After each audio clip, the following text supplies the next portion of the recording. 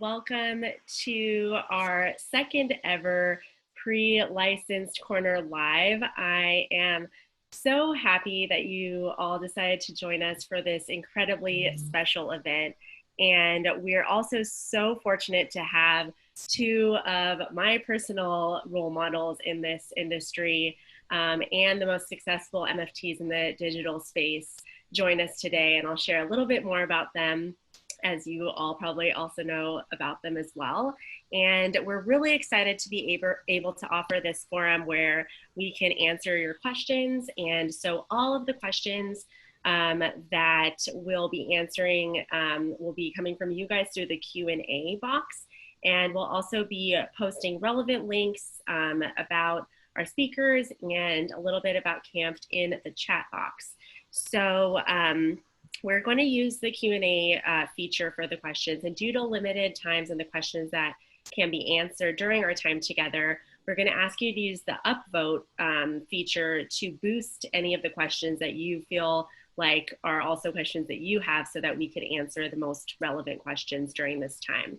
So to get started and practice our little usage of the Q&A feature, we are going to prompt this poll, which we can let go now. What is your favorite social media platform? So vote on what your favorite is so we can get an idea of where you all are at.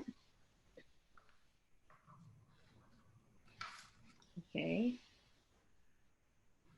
I feel like I'm watching a little race happen, like those little Chevron cars. All right, so it's looking like Instagram is quite a big winner. Does that come as a surprise to either of you guys, Vienna or Sylvie? Not at all. Not at all. Yeah, not at all. Yeah.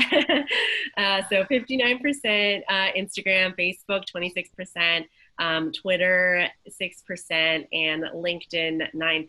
So awesome. Thanks for answering these. I think that will be helpful to give us a little bit of a temperature for where you all are at.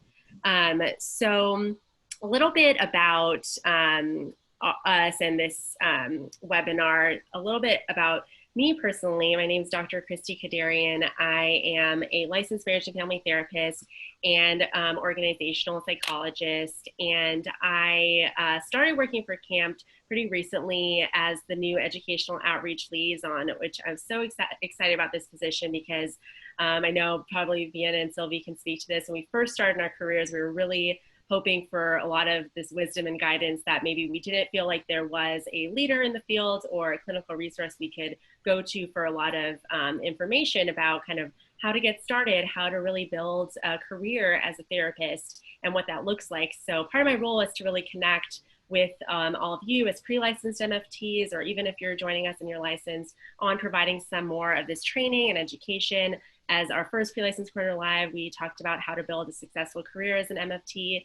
And today, obviously, we're going to be talking about social media. And I have said this in previous talks, but when I attended my first ever CAMPT meeting, it was quite different than how you guys might be attending your first CAMPT meeting, if it is yours. And what I really gained from my community at CAMPT was this opportunity to gain a community of people, of mentors, of mentees, and to continue to connect with people in our fields, because I think that's obviously what so much of our work is around, connection and relationships. So it's really important that we find ourselves in that space too. And I actually found my first job from a connection through my CAMPT chapter, and my career's kind of gone since then. I've worked as a director of marketing in treatment centers. I most recently have worked as a professional matchmaker for eHarmony and Match.com, and just have used my background as an MFT in so many different ways. And obviously now working with CAMPT in my own business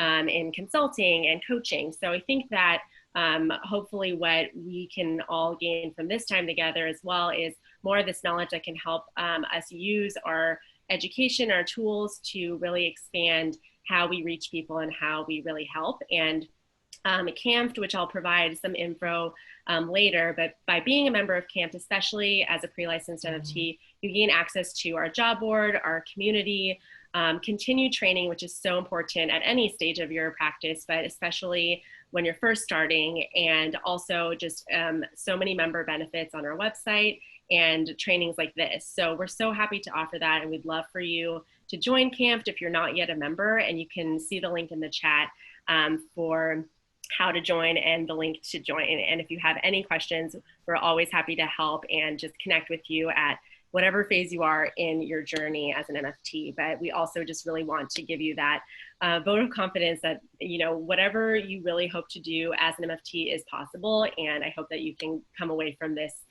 talk believing that as well. And now I'm going to pivot and talk a little bit about our experts. So I'm so excited to have these two amazing women with us, and they've been people I followed both, you know, obviously career-wise and on followed literally on Instagram, and just been really inspired by the way that they show up on social media. And I know for myself as MFT, I've always thought about, okay, like how do we inhabit this space where, you know, when we're in the therapy room with somebody, it's so different than when we're front facing to the world or trying to share and create these ideas and content that can really help the masses when we've really been trained in working in one-on-one or small groups. So first, I'm going to share a little bit about Sylvie Kokassian, and she is a relationship coach for both singles and couples who want support around relationship-oriented topics. And she has a master's degree in psychology and an extensive background in the theatrical arts, particularly in acting and film production. She uniquely fuses her knowledge of attachment theory, boundaries, and creativity in her work with clients around the world. She's been featured in various magazines such as Women's Health and Cosmopolitan, and Sylvie looks forward to continuing to expand her knowledge and contribute to the field of coaching and psychology for many years to come. Thanks for being here, Sylvie. Thank you for having me. It's always hard to hear about yourself, but practice. Yeah.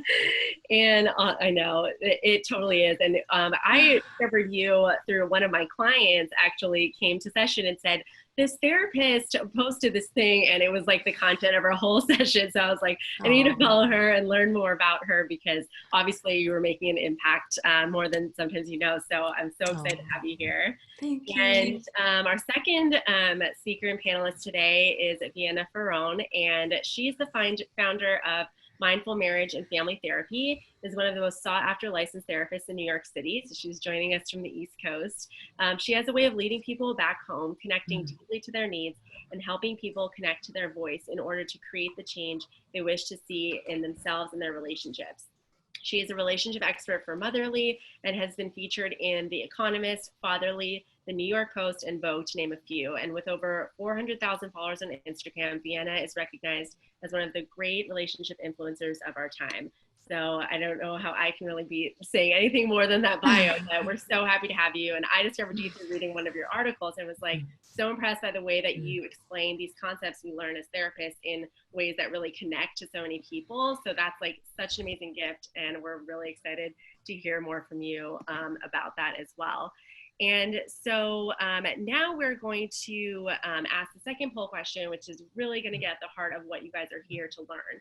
So our second poll question is, what is your biggest struggle with utilizing social media as an MFT? So we'll launch that poll right now and just kind of get an insight into what you guys are going through and really kind of struggling with, or you see as a block for utilizing social media specifically as a therapist, which I know probably from you guys also we'll hear a little bit about what that's like to really be in that space and pivot and be really different, but have so much influence, but not really be an influencer in the ways that we kind of see influencers today as well. So, all right. So, and then our options are creating original and relevant content, privacy or confidentiality issues, visibility and engagement, converting into clients or business, and gaining more followers. Okay, so we'll give you guys a few more seconds here.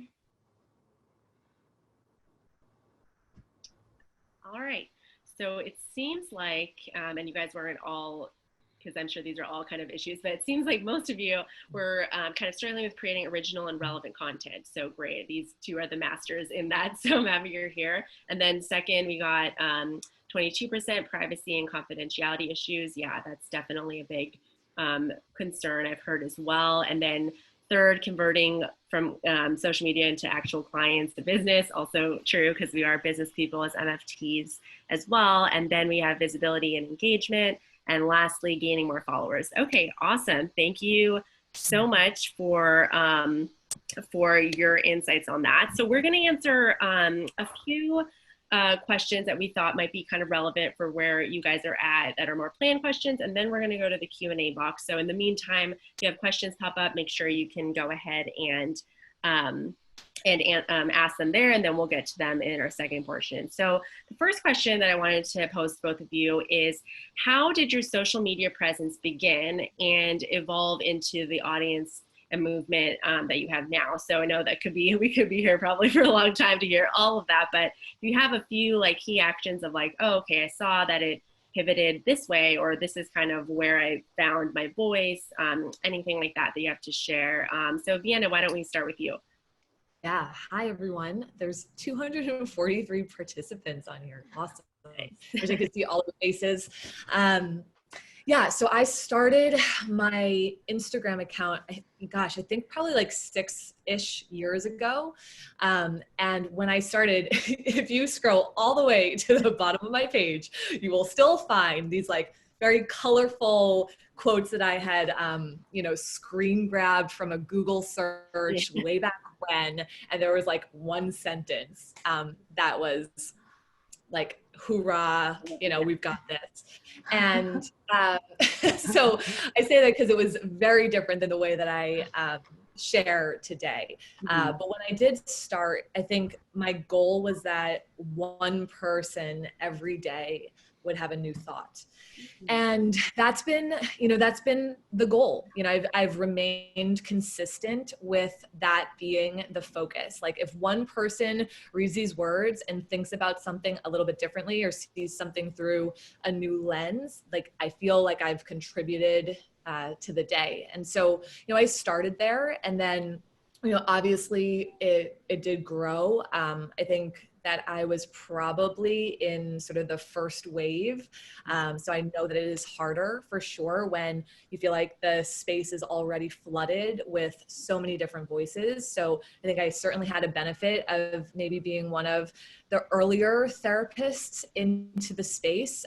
But what I did find is, and maybe I'm getting into other questions now, but what I found was consistent posting, and really needed to improve the quality of what I was posting, right? Because the like 1 to 2 sentences at the beginning of my journey on Instagram were really not valuable. I can look back at it now and see that. And so as I started to actually write important captions, that's actually where the attention came. And it's an interesting pivot, right? Because I think for Instagram, as we tend to scroll really quickly, right? It's a quick moment of like double tap, move on. And I found that people were slowing down and they were reading.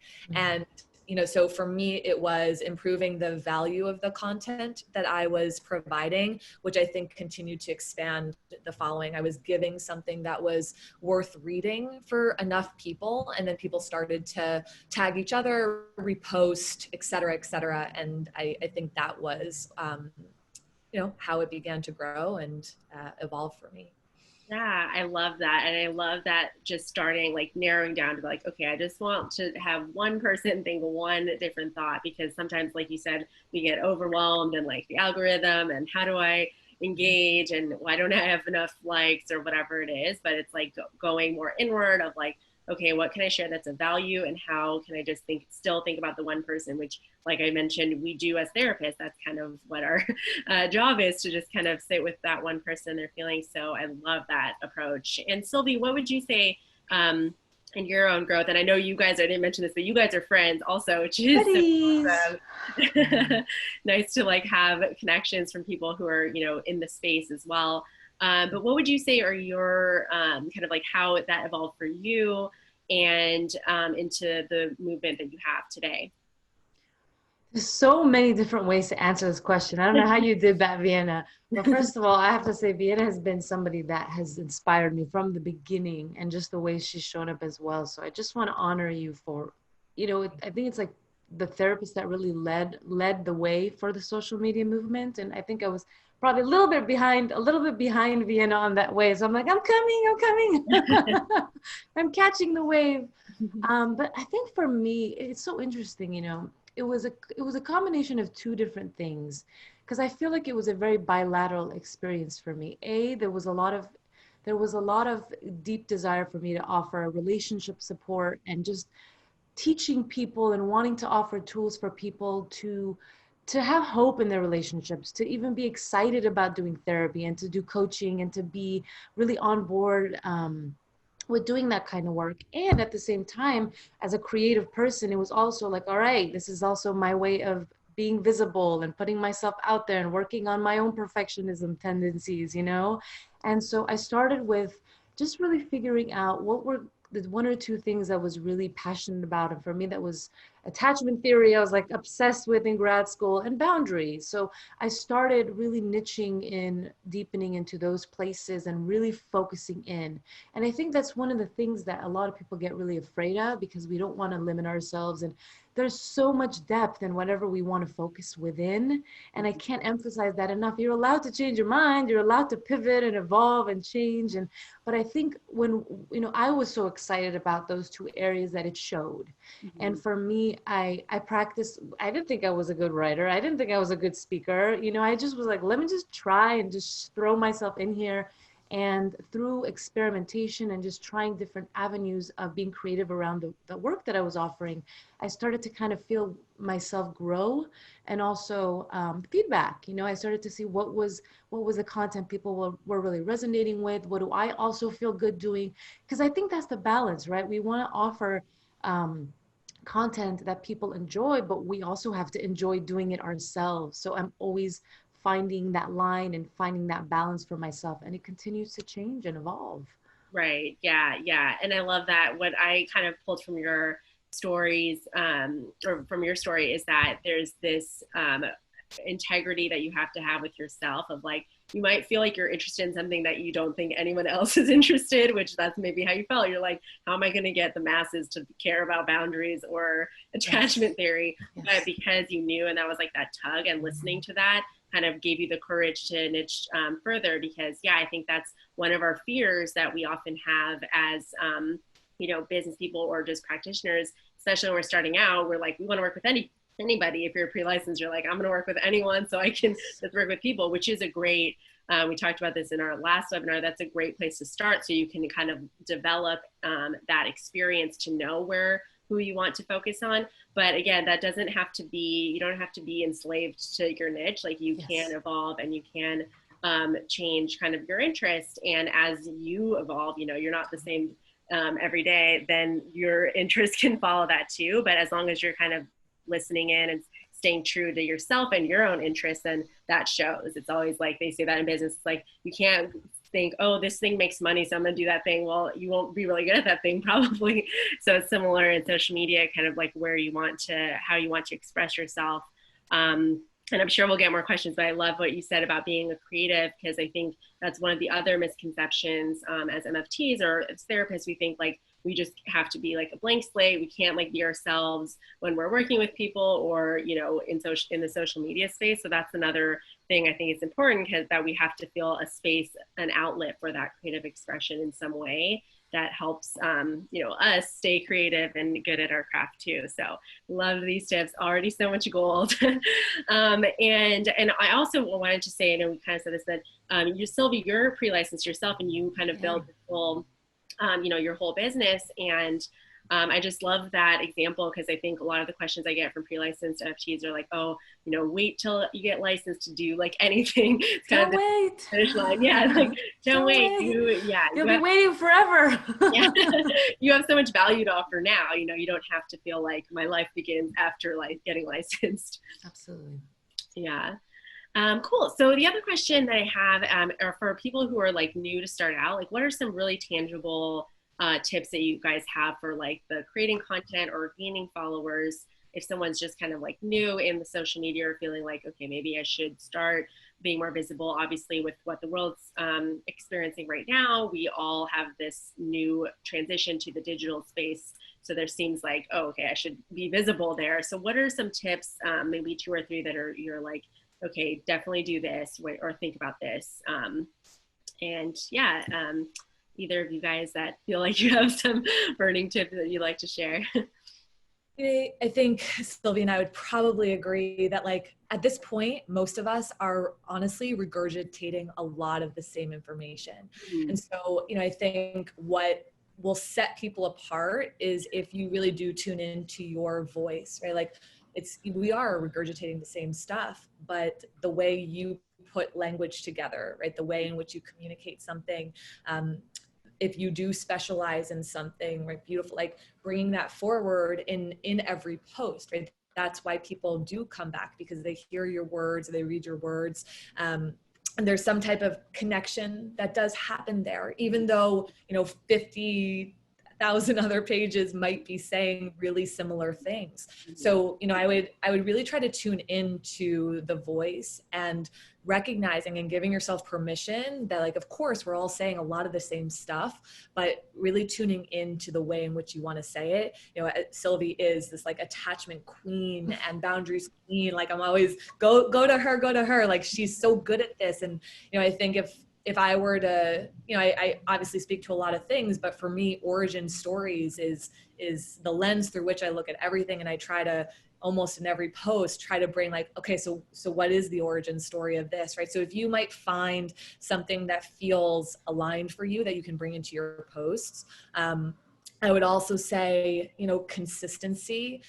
You don't have to overdo it, but if you can post once a day at least, that's a beautiful thing, right? Like you're sort of your group of humans who are showing up in that space, like sort of that safety of like, oh, I can trust that Sylvie's going to post today, right? Like sort of this prediction and anticipation of not like, when is it going to show up, or is it going to show up, or might I not hear from you in a week, right? There is a relationship that you're building with the people on the other side, right? Like there's a lot that's happening in that trade, right? Like they're giving you a follow. That's really meaningful. And I think when you remember that there's human beings on the other side of that, like what is it that you are committing to them, and tuning into that. So, the consistency I think is important.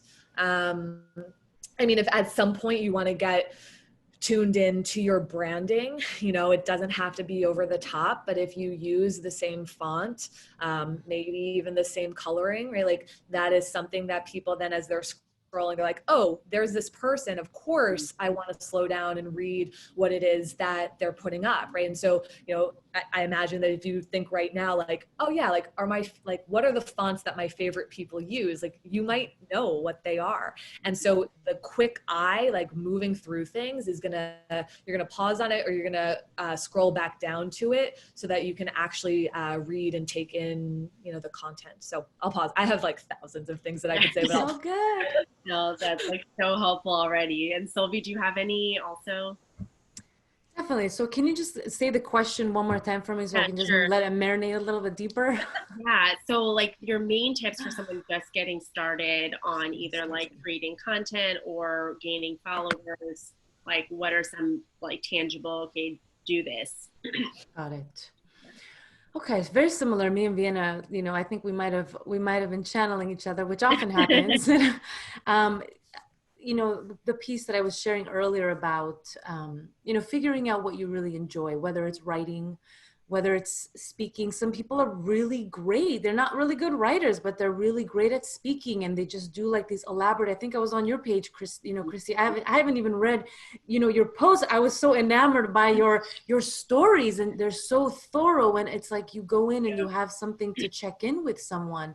And I think, really starting to cultivate which avenues just feel most resonant.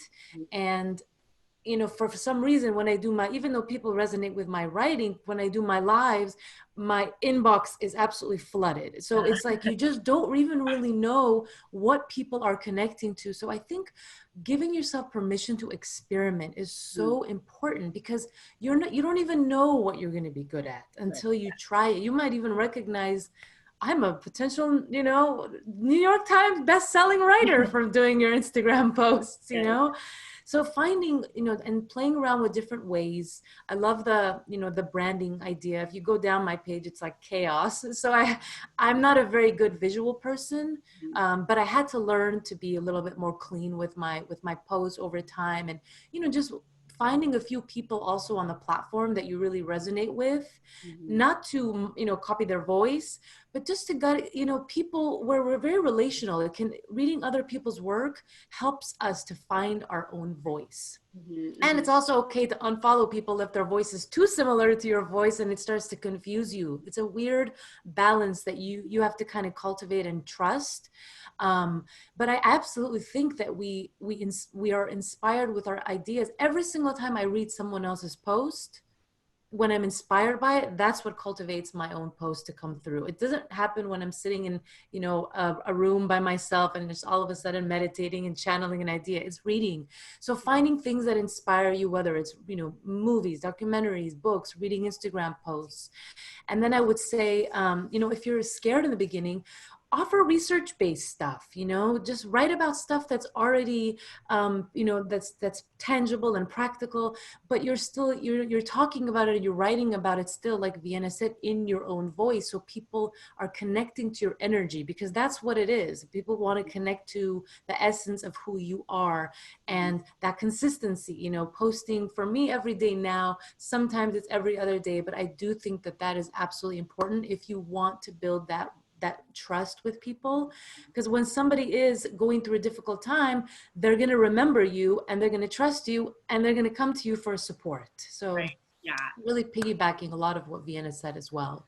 Yeah, I love that. And I think it's so important, like you said, too, if there are people that inspire you, like, watch what they're doing and also have that separation. I know when I'm like creating, I'm not scrolling for like 30 minutes before I'm like, okay, now I'm going to write something, because my head's all like full of other people's ideas. So sometimes, like, I don't know if there's part of your routines or anything that you do, but I know the morning time is a time that I feel really creative. So like if I'm journaling or whatever, and even I think this is a great opportunity if you're pre-licensed and you're in school still and you're learning, and you having your own time to journal and process what you're learning gives, content already, because it's your perspective from your own experience. And like Vienna was saying, your story, and seeing it through that lens that somebody else might connect with. And I know, like, as we've been talking, and, we're kind of like, in this time when it's so important to honor the diversity and different people's perspectives. So no matter who you are, have that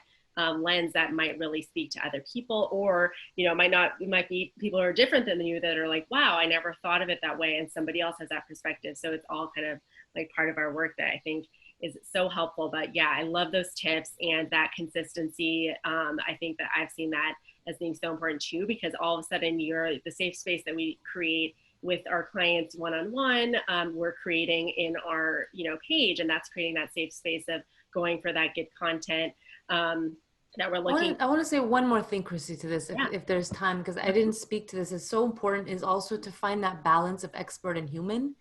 On this platform is this notion that where do you want to be on that line? Do you want to be more expert? Do you want to show more of your side? Do you want to be a little bit more vulnerable? And just really, I think that's just an important theme that's coming up a lot with therapists being more and more visible and being more allowing their human side to show, right. And that there's no right answer, and that there's no, everyone's going to kind of fall on that line a little bit differently. And I just think that's something really important to also speak to. Yeah, that I always say, I think that's so important. I always say, it's like, are you an Esther Perel or like more like Brene Brown or like, yes. More real? So like neither's bad, we have a space for everything, but deciding and what honors your boundaries, like we've been talking about. Okay, and then the last like planned question is, if you have specific tips on how you convert like followers or your audience to actual clients, or I know both of you have like online courses and different ways that you share your knowledge and work with people, but do you have a few tips about like how that process happens? I think it sort of gets earned over time. I remember when I was first starting off in my practice, like everybody who would reach out, or like I would email them back, I would call them back, I would have to speak with them for, however much amount of time and talk to them about like who I am as a therapist and the work that I do. And sort of, I was explaining who I was and how I show up in the therapy work. And I remember really distinctly the moment when it shifted, where people would call and I was like, okay. And so and they're like, no, I know, I just want to sign up. And it was such a, like profound moment really for me, especially the sort of the repetition of that, because I no longer needed to sell myself. People had, and this was probably years, honestly, after having started the page. So, I don't think this is not an overnight thing that happens, but I do remember whereas like they had been following for whatever, 6 months, a year. And so they had felt like they knew me already. They knew what my work was. They knew my voice. They had an expectation of what they were going to get out of the sessions. And so it became this like really quick conversion in terms of one-on-one clients. I have an inquiry person now, right? So now I don't even I don't speak to anybody. None of the therapists or coaches in my practice do speak to anyone. So people sort of have a feel for what they're getting, right? So that happened. There was a pivot that took place for sure. And again, it's this like earned thing that I believe happens over a period of time of consistent, relevant work. And then, in terms of courses or events, retreats, like I think this is probably true for Sylvie too. Every event that I've ever had and hosted, like it sells out through Instagram immediately. Doesn't matter. I mean, we do it and we have done it usually in larger cities, but it's done, right? So again, earned over time, where people are looking for that moment where they get to connect with you in person. So they want to be there. Webinars, like retreats are at the higher end, but yeah, I mean, absolutely. And I would say almost all of my business at this point comes from Instagram. That's important because it jolts me up on Google, right? So if anybody's familiar with SEO, right, that's search engine optimization, right? So how Google is going to rank you. Again, all of this starts to bump your website up or whatever it is that you have going on, even if you don't have a website right now, but it starts to recognize your name as someone who people are searching for. So, Instagram has been, I think it has built most of my business. I mean, people do find me through Google searches or, from time to time, I guess Psychology Today. But I mean, the referral source on pretty much every inquiry is Instagram. Yeah. No, I think that's like, so I think it should be exciting because it's not like that's something you grew organically. And I like what you said about that providing value. So like, I think that you really have to, even if you're going on for the purpose of getting clients or building your business, you really have to overly provide value and build that trust through that free value you're providing. And then maybe you can kind of share a little bit about your work or, how they can work with you, but it needs to be, the ratio should be like 80-20, or I don't know what you guys think about that, but like, what you're selling versus the value. I'll say one more thing, right? Is like, when we are asking people to pay money for something, when it's not on their own terms, in the sense of like, they've chosen to call or email or reach out, right? Like what's happening is that we are giving free content over and over and over and over and over again. And what happens is, at a certain point, people feel like they do want to spend money on an event or a small webinar to something that maybe is a bigger ticket price. You will always have some people who get angry at you for wanting to charge them for something, right? So just know that, like, there's some people will always have reactivity, like you're a sellout. Like the first time I launched a course, someone emailed me and was like so upset, that I dared to ask people to pay money for this like incredible program, and it's like, and she shared how much the work had influenced her life and and all these things. And it was like, we are offering free content that is valuable, from Instagram to, newsletters where maybe there's more content there. It is okay to charge for things, and just know that some people will always have a reaction to that. that's okay. Totally. They Thank you for saying that. Yeah. For sure. Yeah. And Sylvie, do you have thoughts about those like tangible things that have converted followers to like clients or? Definitely. I mean, very similar touch points to what Vienna is sharing, so much resonance with what she's sharing. And also, you know, I think there's a line where I love the 80-20. That's literally the number thought that always is in my brain of like, you know, being generous. And it is going to be us showing people what we offer, our style, our personality, the kinds of support we can offer. We're showing that constantly through our posts. Mhm. And then also not being afraid to sell. You know, I think there's so many therapists I know that I'm like, why don't you have an online course? Why aren't you doing webinars? And I think a lot of it is, you know, even to what Vienna just said, the fact that the mental health movement, there is still so much stigma. And I think that there, even though people see the tremendous value of it, like I've had friends that are, you know, if when I tell them how much I would charge for a session, they're like, wow, isn't that a lot? I'm like, do you know what we do behind the scenes? Do you know how much energy and effort? So I think as hard as it is and challenging it is to put ourselves out there and to put our, you know, I'm primarily just online courses at this point. I'm not seeing any coaching clients. I think I have like one, and then I'm mostly doing my therapy, but I'm not looking for any clients. But letting people know, just speaking to it, and then telling people a little bit about, you know, what they can expect. Because I think people don't know. They just don't know what the therapy process is.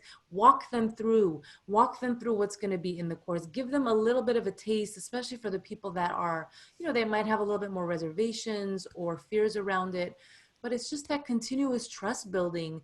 And ideally, you're doing that through just your posts in general. Mhm. But yes, I want to just say, do not be afraid to market your hard-earned work. Like, Yeah. I just like, it's so vital. People need it. Mhm. Yeah, totally. And what was kind of coming up for me is as well as like when we're selling, it's in service. Like you're offering everything that you're doing is in service to the person. You're not like the word sales I think is triggering for a lot of people, but not like that. You're like offering a next level, like Deanna was saying, of like, oh, they like genuinely want more of this that I'm offering. So keeping that in mind, I think is so important. And also just kind of like communicating what you do. I remember when I was like first using my page was mostly as a matchmaker. And then when I started doing coaching on my own, I was like, one of my friends like, oh, you should just kind of tell people what you do. And I did like an intro post, like, this is who I work with. And I got my first clients from just telling people like, hey, this is what I do and who I work with. Because we assume that maybe people know, but maybe they don't. So that's like a passive way of doing that as well. So I really appreciate this conversation so far. I'm learning so much myself. So a few questions that coming from our audience, which I hope you guys have been enjoying so far. First is from a audience member, and she or he says, I have background in writing and marketing. One of the differences I've seen in the psychology world is to disconnect between social media content and new business. Like and engagements don't always pay off financially. How do we use social media to actually grow business and clientele? So I think we were kind of talking about this too, but something that came to my mind also is both of you have, such mass followings too. And I know so many therapists and, that don't have so many followers. That doesn't necessarily mean you can't, create find new clients or through the process. Like, we often think social media followers, like, wow, we need like thousands or whatever. But if you actually think of 100 people in a room, if you only have like 100 followers, 100 people in a room, that's an audience. It's a lot of people to like connect with and engage. So I think the engagement piece is also important, if that really connecting with them. But I think what she's kind of asking is one of the questions that we had as well. But let me see. Okay, so and then another one that we have is your audience on social media clients or colleagues? How does it make a difference? So do you feel like a lot of them are just more potential clients or like non-therapists or non-mental health professionals, or do you feel like a lot of them are fellow mental health professionals or coaches or therapists? I think on mine, I mean, I have close to 500,000 followers now. So I think most of them are potential clients or just curious people. certainly colleagues, like, we have, Sylvia and I are connected, and we have a group of similar folks who are sort of connected in this space, and we sort of all follow each other and support one another. Yeah. So, I mean, I think that the majority of my audience is probably potential clients or just humans who are on the space, who are interested in relationships. Yeah. Cool. Okay. Sylvie, would you say similar? Definitely. And I would say to the previous question that you asked is, if you're really working on wanting to build your audience and your following, I would say find other colleagues to collaborate with that you admire and support them. We're so concerned with gaining followers, but really that comes from being generous towards other people. Whose page can you support? Who can you reach out to and say, I'd love to bring you on and do an IG live with you? Like really making other people feel valued. And, obviously not everyone is going to return the favor, but the ones that are really resonant with you will do the same. And I can't tell you, like most of my page, I would say, grew from, yes, people being interested and curious, like Vienna said, but also so much support from aligned colleagues. Like I cannot emphasize that enough for my page.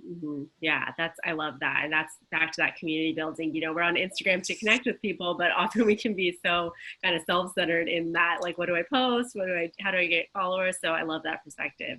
Cool. And I add, because I think that's so great what you're saying, Sylvie, because I think, when I first started off, I definitely felt like other people were competitors to me. And I would agree that shift, like, I mean, that was a very long time ago, but if you can go into this space seeing that we are, like, there's enough people to go around, right? Like there's enough clientele to go around. You don't have to feel like you're in competition there. So I appreciate what you're saying, because I would agree that the more lives that you do with others, or webinars that you do with others, or Q&A that you do with others, right? Like that is how you're going to get in front of other audiences.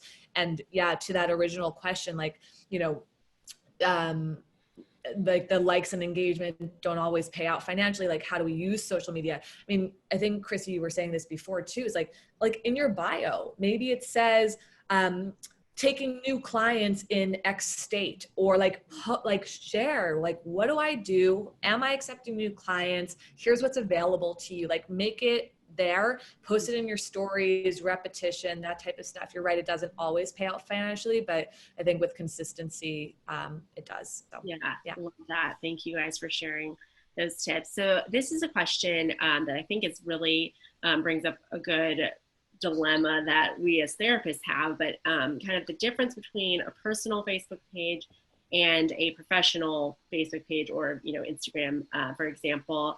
And I'll add on it, because I've heard this a lot too. It's like, how do you guys find the balance between sharing yourself and your content? And is that difficult for you? Because you might have therapy clients that find you on Instagram and start following you, and that could get a little bit it's a little bit different for therapists versus other people who are in social media. So any thoughts about how you guys balance that, personal versus professional? You want to go first, Sylvie? Sure. This is a big one. I think this is it's a big question. I think that's what I was kind of alluding to as far as like the expert and the human line. I mean, when I first started, I felt like I was sharing much more from that expert place, and I started to feel really resentful, like towards my community. I was like, nah, I feel like a machine, that people just want my free content. I feel angry and icky. And I was like, what is that? Why am I feeling like this? And then my partner, is also just very supportive, and we talked about, and he really helped me kind of get clear around being able to start sharing a little bit more about my journey and how to do that in an integrated way. But, taking little baby steps around doing that. For me, also, I'm just a creative person. Like, I have that artistic side where I do enjoy being vulnerable and showing that. So for me, it was a step that I really wanted to take. And I'm still like constantly assessing that line, but I think I like to be like 50-50 around that.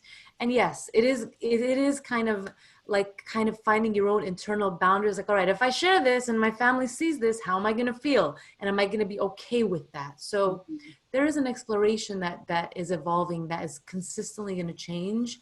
And it just really has to do with how you want to show up, even if it makes you feel a little bit uncomfortable.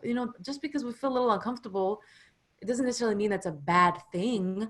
So again, that is the line between, I think, more of the artist, creative, human person wanting to show versus like, do I want to just be really boundaried? And it's such a personal choice to come to decide. Yeah. I love that. Thank you.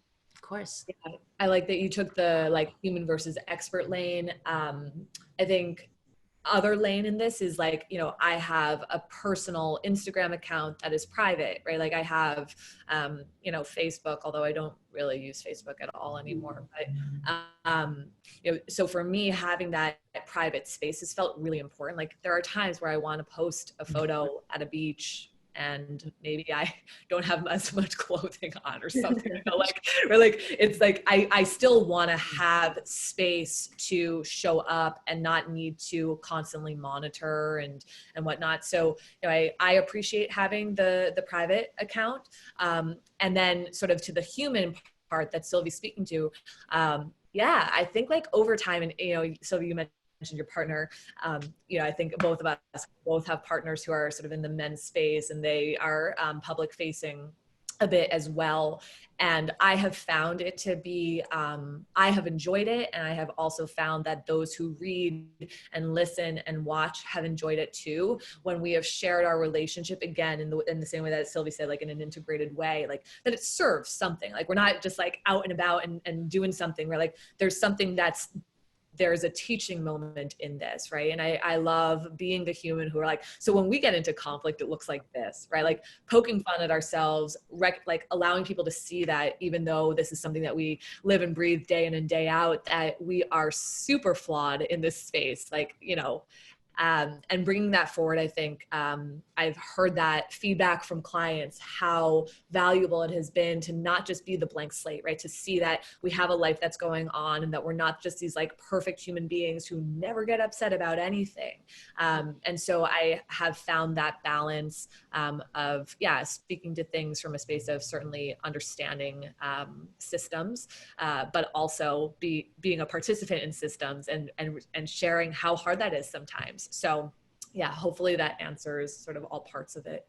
Yeah, thank you. I appreciate those thoughts. And I know for myself, when I had a professional page and I did share part of my life, and I noticed a few clients followed, I did process that with them. And I think that's the beauty of us in our work as therapists, that we can always process and bring that back up and how that's feeling, because we are, however we are and who we are might always bring up a reaction then. So the beauty that we get to kind of go through that process is important. And I always also tell them that I don't follow back for confidentiality reasons, just so that they're not like, why isn't she, or I don't like I also say that I don't look at their page or anything like that, because I honor what they bring into the space with me, rather than having that question of like, oh, she's not liking my therapist isn't liking my Instagram post or whatever it is. So keeping that in mind, I think is important too.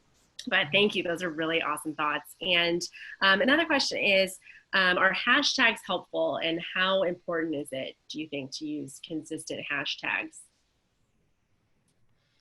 Either of you guys?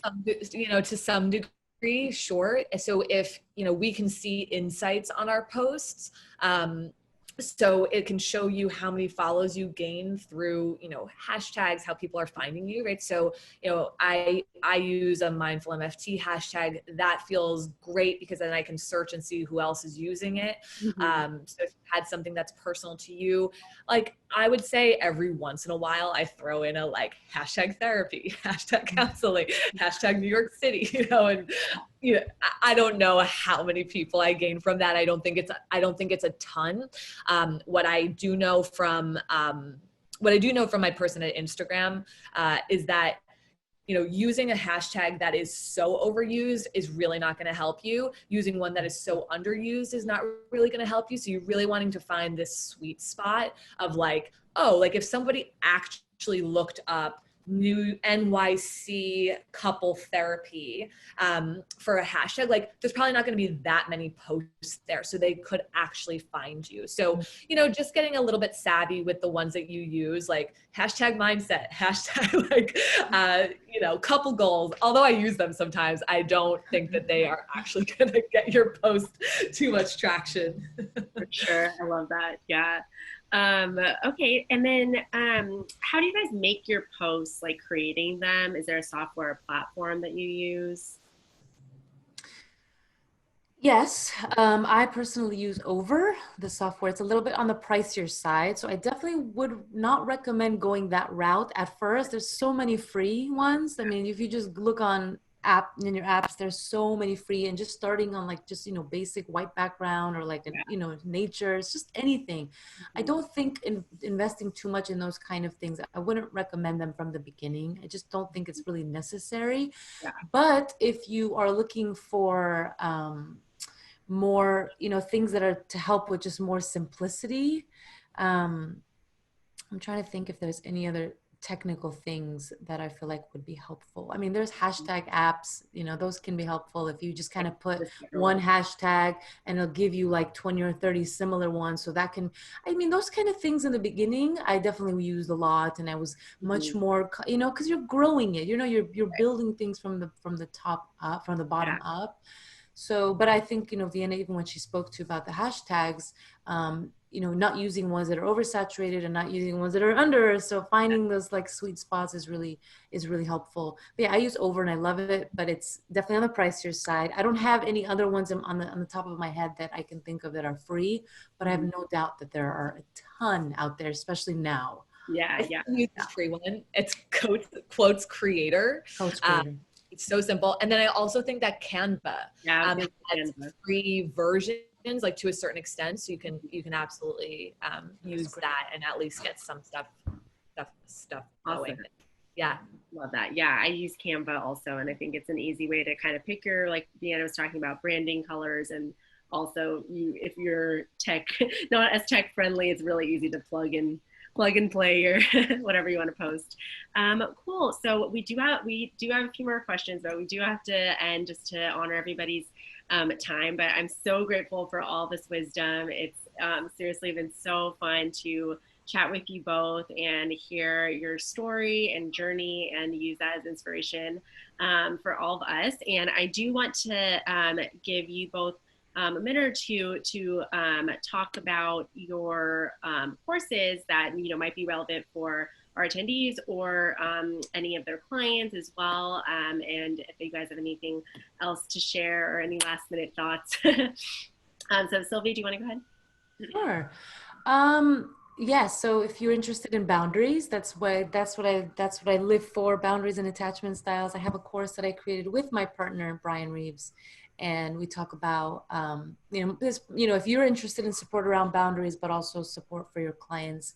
We talk about how to even discover what boundaries are important for you, lots of languaging and practical scripts, and yeah, I mean, final words. I'm just so grateful. And I think that I just want to leave everyone feeling just encouraged and just, motivate you to just put yourself out there and just to let go of the perfectionism stuff that I know we can all get really caught up in, and the fears. And, I know one of the things we didn't talk about was the confidentiality stuff, which I know is like a really big deal. So really finding ways to make those things clear on your page so that you also feel boundaried. Again, this is kind of the boundary conversation, right? So what do you need to do to really protect yourself so that you feel like you can really just allow your work to show on your social media page? So Thank you. grateful. You're Thank you, welcome. Sylvie. And Vienna, about and the links to those are in the chat, so make sure you save those. Cool. Yeah, what do I have going on? I have a 6-week online course also with my partner. We got to create that together, and we dive into family of origin, self-awareness, relational awareness, boundaries, conflict, communication, sex and intimacy. It's a real deep dive, some heavy lifting work. So we've got that going on, and yeah, I'm working on a family of origin course that I'm really pumped about right now. Just feels like something that everybody ought to explore. So yeah, I mean, that's what I have going on. I know that there's a lot of pre-licensed. I think there's some licensed, maybe coaches even here. I'm in a space right now where I am hiring licensed clinicians, and you can be anywhere now. Since we've sort of moved into this digital world, my business model has shifted. So yeah, if anybody's looking for work and is licensed at this point, give me a holler. I'm happy to review with you. So yeah, thanks for having me. I'm like looking through all these questions. I'm like, how many can we like rattle off popcorn style here at the end? I'm like, there's so many good ones. I know. Is there anyone that you want to answer in the last few minutes? I mean, let's see. Do you see any? Someone was asking about, I'm an older adult with a background in business and finance, now MFT, how much of the personal story can I share? I mean, I think again, using a personal story from a space that is integrated, right, is valuable. I've always found that to be valuable. So, as long as it's not still raw, like if it is of service, right, if it's been placed in your life, then I think that we can share quite a bit, as long as it's relevant to whomever it is we're sharing it with.